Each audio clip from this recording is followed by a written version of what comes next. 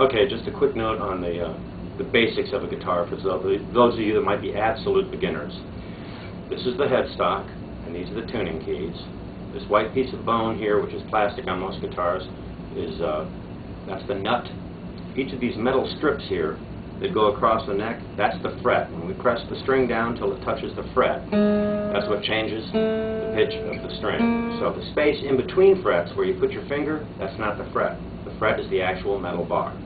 The little fret markers here let you know where you're at. There aren't fret markers at every fret. Okay, they put them at the odd-numbered frets generally until you get to the 12th fret, where there'll usually be a double dot. Now I've got a double dot on this guitar, 2 dots there, 2 wide dots there, and then 3 dots up here.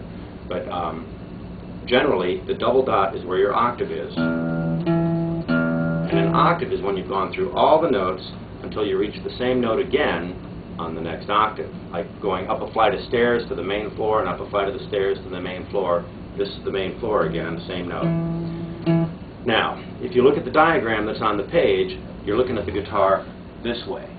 Okay, and the names of the notes are where the frets go, and the fat string here that's closest to the ceiling, that's your low E string. And the skinny string here that's closest to the floor, that's your high E string. That's number 1. The second string is B, third string is G, fourth string is D, fifth string is A, and the sixth string is your low E. And if you're trying to remember the names of the strings from this side to that side, it's Easter bunnies get down at Easter.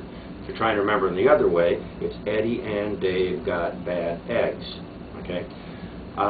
Each fret takes you up a half step, unlike a piano where you've got black notes in between the white notes. And not, some of the white notes are a whole step, like the distance from the white note C to the white note D on a piano. Even though they look right next to each other, that's a whole step, and there's a black note in between them. On the other hand, the distance from E to F on a white note on the piano, there's no black key in between, because E to F is a natural half step, and you can see that on the diagram. There's open E. I'm plucking the open E string without fretting it. If I hold down the first fret, that's an F. The next fret is going to be an F sharp or a G flat, depending on your point of view. Here's a G.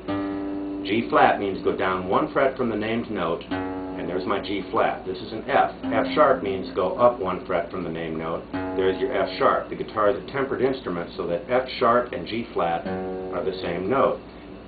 G sharp and A flat are the same note.